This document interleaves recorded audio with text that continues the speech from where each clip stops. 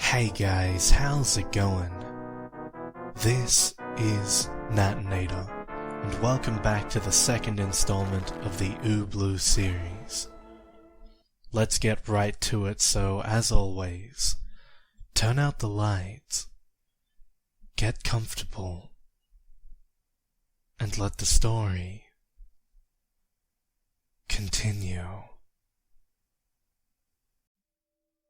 That's my baby! No, God, please, no! I said, back up, you fucking cunt! The policeman bludgeoned Mrs. Jennings across the mouth with his billy club with a sickening thwack. I heard her cry out from the hit, and watched as her teeth flew from her mouth to the pavement, clattering at the feet of the armed police officers. They were all striking her now. They beat her down to her hands and knees, and were all taking turns hammering at her back with their clubs. She was still begging them not to take her son away, but they couldn't hear. They were laughing in a sick and maniacal tone that made my stomach turn. Now, the emergency medical responders emerged from the apartment building, wheeling Andrew out on a gurney. They pushed him clumsily down the stairs. His arm emerged from beneath the white sheet as he bounced down the first step. I watched his lifeless body bounce on the gurney until he landed awkwardly and fell off it completely, the white sheet blowing away in the wind and revealing his corpse. Huh. Well, by all means, you dumb fucking junkie.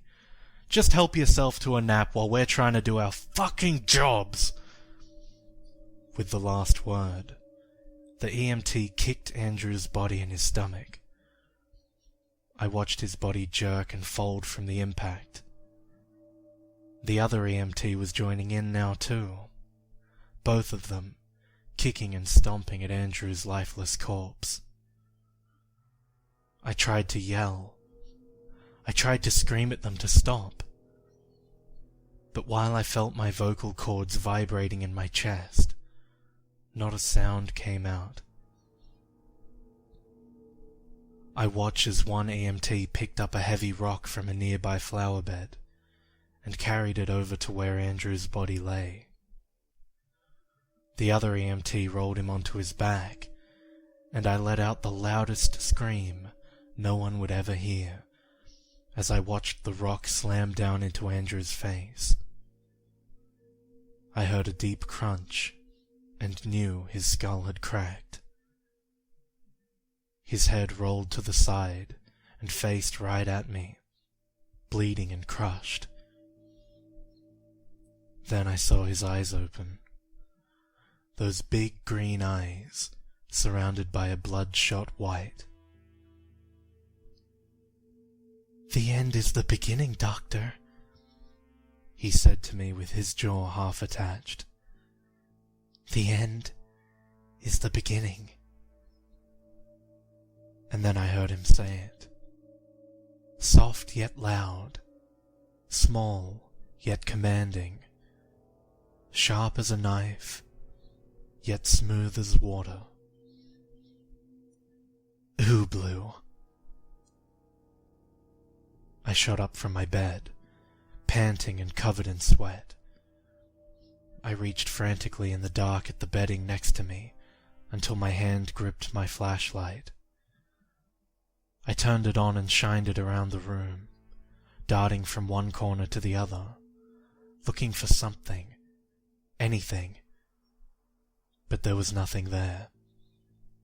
Nothing there except for the stacks of boxes that littered my hotel room. I turned my nightstand light on and checked the time. 4:12 a.m. 3 hours of sleep would have to do. I pulled open the nightstand drawer and grabbed the pill bottle from inside. It was half full. I would need to write myself a new prescription soon, which couldn't have come at a better time, because it was looking like it was just about time to move again. I opened the bottle and threw 2 Adderall into my mouth. I grabbed the glass of water I left out for myself and drank half of it. I was going to have to start packing now if I wanted to make good time finding a new hotel. I stood up and stretched my legs and back. Now that I'm practically running on drugs and minimum sleep, I can feel my body falling apart. I walked over to the dresser and twisted the cap off the bottle of gin from the night before. I took a long swig and cringed at the taste. I was never really a big fan of gin, but it's the easiest to conceal on your breath.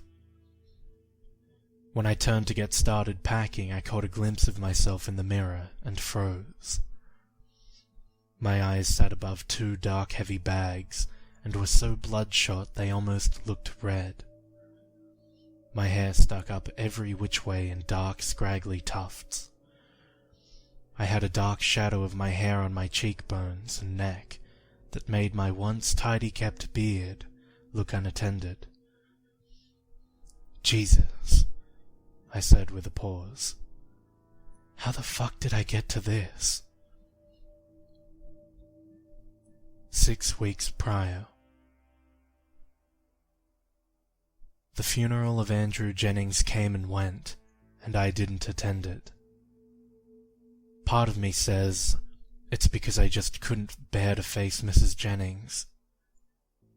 Part of me says it's because I'm terrified of Andrew himself. The week leading up to the funeral, I could hardly focus on my work.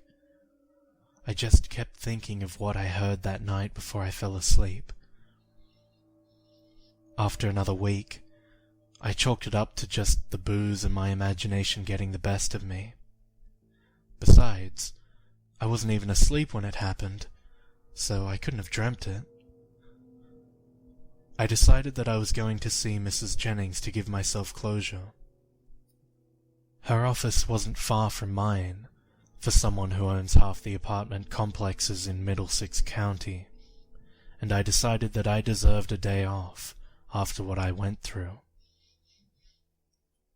When I went to see Mrs. Jennings, it was a cool spring day. I was nervous, very nervous. In med school, before I had to give a big presentation, I would ease my tension with a shot or 2, to loosen up. I did the same that morning, but I guess I should have eaten a bigger breakfast, because by the time I got out of my car at her office building, my head was swimming. Inside the lobby was a cute young receptionist. I asked her where I could find Mrs. Jennings, and she told me floor 3, suite 1, very politely. I got in the elevator with another man and we rode up together. While we stood there, I heard him sniff the air twice, then look sideways at me from the corner of his eye. Fuck, he must be able to smell the booze. When I got off at the 3rd floor, I found a water fountain and drank a few gulps. I pulled another piece of gum from my pocket and chewed it for a minute before I knocked on Mrs. Jennings' door. The door swung open, and her eyes met mine, and almost instantly I saw them start to well up. "Oh, Dr. A," she said, sounding unsurprised. "Please, come in." She stepped to the side and let me walk into her office. Immediately, I noticed that she was in the process of packing her things, and the office was practically bare, save for a few papers and her computer. "Moving out, eh?" I said to her with a half smile, trying to lighten the mood.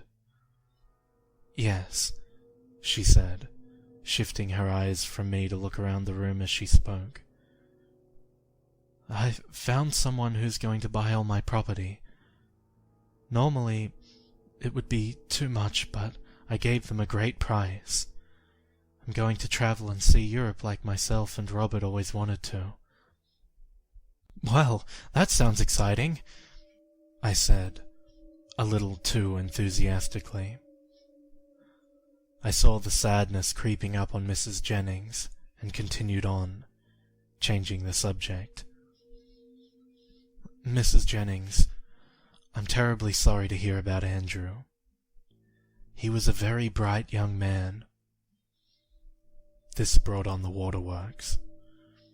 "He was," she sobbed. "And I want to thank you, Doctor.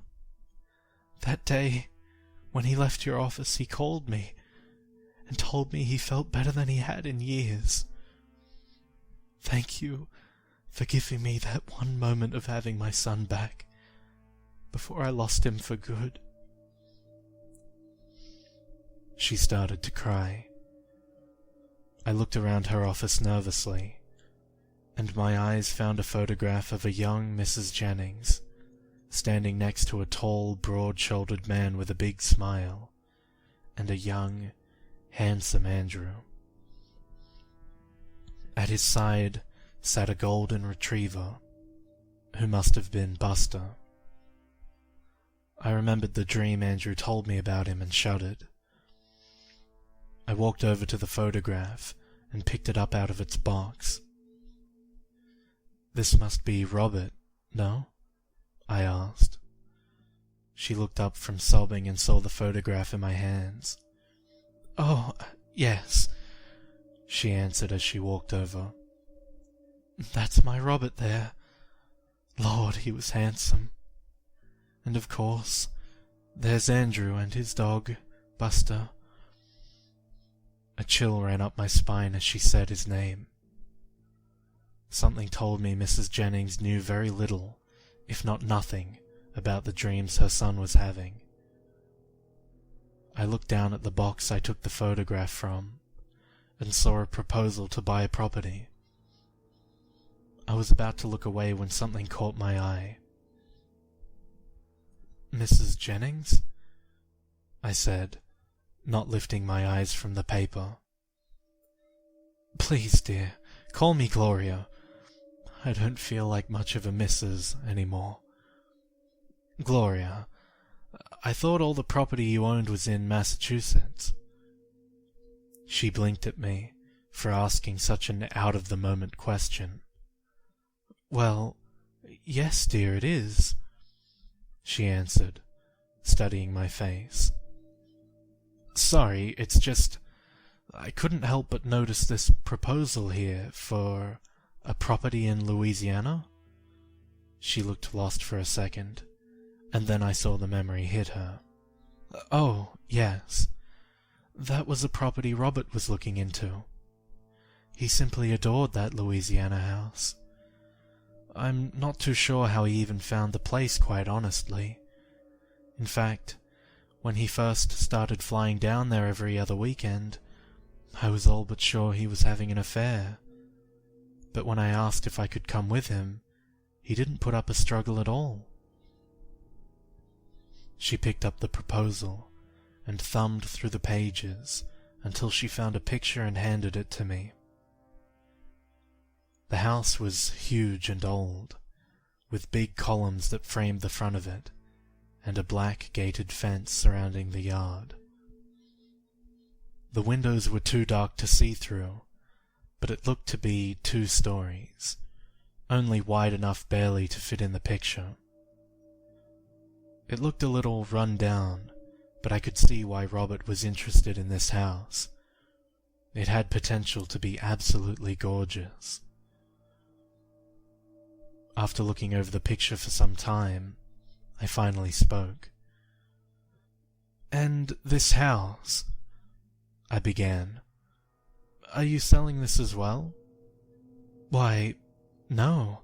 We don't own it, Doctor," she said, looking hurt by those words. "Robert passed before we could finish up the paperwork. Such a shame, too, because the place was lovely." I don't know why, but my heart sank a little bit with this. "But Robert visited there often, right before his death? I asked. Yes, he did, Gloria responded. The funny thing is, Robert was known for closing on properties quickly, sometimes too quickly, she said with a chuckle. It was like he was afraid to finally go through with it. She watched me scrutinize the photograph of the house. You look interested, Doctor, she said, the chuckle returning as well. Are you looking to make a move as well, or get into the real estate biz? Maybe, I said, trailing off. Well, tell you what, that whole box is full of information Robert kept on that house, separated a bit amongst some other paperwork. I'm just gonna shred all this stuff, so if you're interested, help yourself. It took me a bit to register what she just said. Sure, yeah, I finally managed to push out. That sounds great, Gloria. Thank you. I picked up the box and slowly started walking to the door. Say, just for curiosity's sake, I started. Who was the previous owner of the house? Oh, well, it didn't have an owner. It wasn't in use when we viewed it, she said. Technically, it's owned by the Bank of Louisiana. Before that, it was a school. A school, huh? I asked. Yep. If what the woman who showed us the property told us was true, it was the first all-black school in the whole state. I stood there for a minute, thinking about how bizarre this whole thing was. Why was Robert looking to buy an old, run-down school in Louisiana? Why this one specifically? And why couldn't he close on the property? As I turned to leave, I heard Mrs. Jennings call out from behind me. Oh, Doctor, she said. One last thing. Yes? I won't ask why, although I think I know, but if you're gonna walk around on the liquor, drink gin. I was startled. I'm sorry? Gin, honey, she said. It's tougher to smell on someone. That's what Robert used to do. I left that office feeling out of place, as if everything that just happened was a dream. I drove straight home and immediately started rifling through Robert's paperwork. It was tough business at first. I wasn't too adept at identifying real estate documents, so I didn't quite know what I was looking at first. But about an hour in, I got the hang of it. I separated the paperwork out on my dining room table. In one pile, I had all the information about the house. Turns out the thing was owned by some incredibly wealthy family back in the 1800s. In fact, they were one of the first families to move down to Louisiana once we got it from the French. The date when they fully converted the place to a school, I couldn't find, but it looked like the bank didn't get a hold of it until the 1960s. I sat back and scratched my head. I looked at the other two piles I had made. One was anything Robert had written on or used not pertaining to this house, and the other was just junk. I walked over to the junk pile and started putting the papers back into the box, one by one. Halfway through the pile, I got to a beat-up-looking manila folder.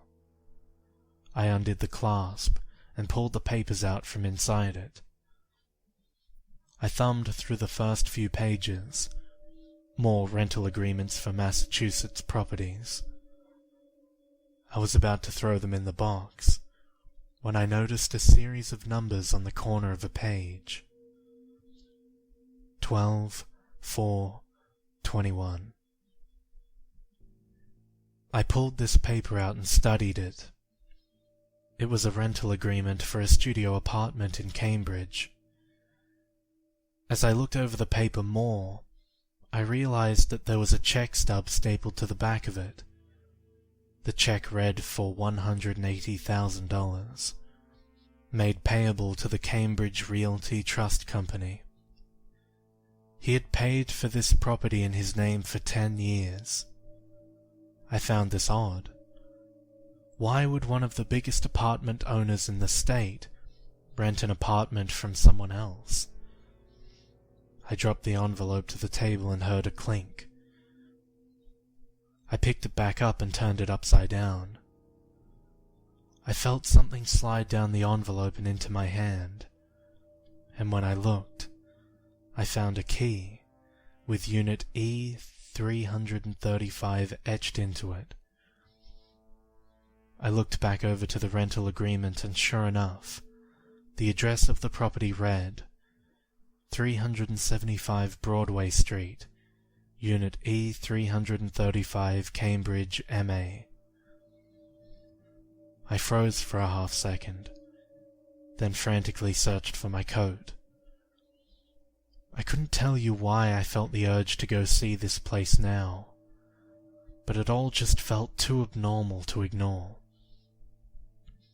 My instincts were telling me to go there, and I was going to trust them. I got to the apartment fairly quick, and bounded up the stairs. The front door was locked and I tried the key. The key fit snugly into the lock and turned with ease. I felt my nerves leap. I entered the lobby and found the staircase. I ran up the stairs 2 at a time until I reached the 3rd floor. I opened the door and sure enough, right in front of me was Unit E335. It felt like time froze, and I was just standing there, staring at this door.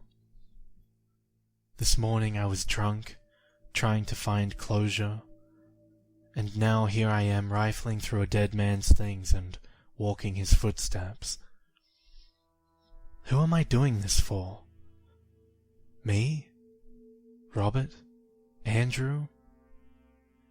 I shook the thoughts from my head. It's my day off, I rationalized. I'm just killing time playing detective. I walked up to the door and slid the key into the lock and turned the doorknob. The door swung inward, and I was staring into one big room. I found a light switch and flicked it on. The room was your typical studio apartment, kitchenette and bathroom all in one big spacious area. But there was no furniture. The entire room was completely empty, walls bare, except for the middle of the room, where, sitting there on the floor facing me, was a safe. I walked slowly up to the safe and put my hand against it. The metal was cool. I tried to move it, and it was incredibly heavy. It must be thick. I stood there and looked at it, pondering the peculiarity of the whole thing. Then I knelt down, and expecting it not to work, entered in 3 numbers. 12, 4, 21. I heard the mechanism inside click, and my heart skipped a beat. Slowly, I swung the door open and peered inside. Sitting at the bottom of the safe were 2 books. I picked the first one up and read the cover. The Personal Journal of Robert A. Jennings. My hands were shaking. I took the book out from behind Robert's journal and studied it. The writing was in some weird language I had never seen before. I flicked open the cover and found a folded up piece of paper. I took the paper and unfolded it, and my stomach dropped. It was an almost exact copy of the picture Andrew drew for me that day in my office. Black and white, sitting there, staring into my very existence, was that terrible monster, Ubloo. I don't know what happened first, shutting the book or getting up to leave. I don't know why, but I couldn't be in this room anymore. I wasn't supposed to find these things. With the books in my arms, I ran out the apartment door without even shutting it behind me. I ran straight to my car, threw the books on the passenger seat and drove straight home. When I got there, I grabbed the books again and sprinted inside, looking over my shoulders the whole way. I got inside and slammed the door, ran over to my dining room table, and threw the books down. I immediately started going through the pages of this weird languaged book. It was incredibly old and full of pictures. I got halfway through when I stopped on a page with a drawing that looked like a crudely drawn Ubloo. I frantically searched through the rest of the book, but I couldn't make heads or tails of the language, so I cast it aside. I then grabbed Robert's journal and opened it to the first page. My name is Robert A. Jennings, and for the past year, I've been afflicted with paranormal encounters in my dreams by a monster I call Ubloo. I know how this must sound, but everything I write in here must be taken with the utmost gravity, as I fear I will not be around much longer. I couldn't believe what I was seeing. This had to be a dream, some sort of fucked up dream. I flicked through the next few pages and saw recordings of dreams Robert had that were absolutely horrible. Dreams of standing on the ground and watching his son jump off of a 6-story building, only to splatter on the pavement right in front of him, over and over again. Dreams of walking in on his wife, cheating on him with their neighbors, his son videotaping it, and then turning on Robert and beating him senseless while his wife laughed. Dreams of his parents being burned alive, while the fire department laughed and molested his wife. Terrible things. How this man lived so long with such a burden, I will never know. I quickly flipped through the pages until they were nothing but white. I stopped when I reached the end, and I knew Robert had died before he could fill this journal. Slowly, I flipped backwards until I reached the last page he had written on. When I read the words, I dropped the book as if it were flaming hot, and recoiled a few steps back, staring at it on the floor. The damage was done. Those horrible words etched into my mind's eye. The end is the beginning. I paced around the room for a long time and thought hard about everything that happened. Just then, I heard a noise in my kitchen. I walked in to investigate, and then felt a blinding pain across the back of my skull. I dropped to the ground face first, and my head felt like it had split. "Look, baby, he is home," I heard an unfamiliar voice say. I watched as a pair of black boots walked up next to my face and lightly kicked me in the forehead. "Wakey, wakey, Doc." From the ground I could see a pair of boots. At the other end of my kitchen, I saw another man, dressed all in black with a ski mask, holding a gun up to a girl's head. "Please, Dr. A, help me, please!" I recognized that voice from somewhere. But where? "Shut the fuck up, bitch, he can't help you," I heard the other man say, as he pistol-whipped the girl on the side of the head. She began to cry. My vision came into focus, and then I realized who she was. She was Andrea, my receptionist. "Andrea!" I yelled.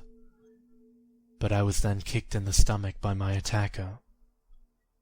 "Didn't you hear my buddy?" he said, as he stood over me, writhing in pain. "You can't fucking help her." He took a step back and stomped, and I felt his heavy boot come down on my kneecap and felt an exploding pain in my leg. I screamed loudly and clutched at my leg, but when I did, the man only kicked me again, which hurt even worse the second time. "Please, Dr. A, please help. They said they're gonna kill me," Andrea pleaded from the back of the kitchen. "Bitch, I said shut the fuck up." I heard the thwack of the pistol hitting Andrea again, and heard her sob. "That's right, baby doll," the first man said. "We're gonna kill you. But first, we're gonna hurt you. And then, we're gonna have a little fun." "No, please, stop!" I looked up just in time to see the muzzle flash, hear Andrea scream, and then, almost like it was surfaced from all the noise of screaming and gunfire, I heard it in the back of my head. "Ubloo!" I woke up in pitch darkness and realized I'd been screaming. My throat was sore, and my shirt was soaked in sweat. I began to panic. I realized I was sitting at my dining room table and ran to the light switch. I flicked it on, but nothing was there. No noise, no one in the kitchen, nothing. All at once it came back to me. How could I forget falling asleep? After I saw those words in Robert's journal, I sat down and decided to go through the rental agreements again, which were all laid out in front of me. I must have fallen asleep doing that. But how did I not remember sitting down to do this? Then I remembered my conversation with Andrew. How Ubloo realized that he could scare him more with a micro-sleep dream than a normal one. How the ability to catch him off guard was more effective. I got so caught up in this theory that I didn't even realize what was happening. But when I did, I got sick to my stomach. It couldn't happen. It couldn't. This wasn't even real. This isn't real. I tried to force the thought from my head, but I couldn't. I just couldn't. Ubloo is controlling my dreams now. I vomited on my dining room floor. This was all happening too fast. I looked around the room frantically. I have to pack. I need to get out of here. Maybe if I run, he'll have to chase me. It's worth a shot. I ran back to my bedroom and began gathering my things. I ran over to my briefcase and pulled out a prescription pad. I was definitely going to need this. I began packing in a frenzy before I even realized I didn't know where I was going. But then it hit me. Louisiana. I'm going to fly to Louisiana. I packed most of my things with this being the idea, but I began to feel queasy thinking about it. I couldn't bring myself to admit I was going to this place to continue Robert's work. I couldn't yet. I didn't know enough. I'll drive. I'll stay in hotels along the way and do research, read Robert's journal, figure out what this other book says, research that house Robert wanted to buy. I had too much work to just fly to Louisiana. I had to learn. I had to study everything Robert wrote down and knew if I was going to have a chance at getting rid of Ubloo. 6 weeks later. I pulled my bag behind me as I approached the checkout counter. "Leaving us so soon, Mr. Abian?" the girl behind the counter said to me. "Yes. Sorry, but I need to get back on the road now," I said with a smile. "Well, it was a pleasure having you.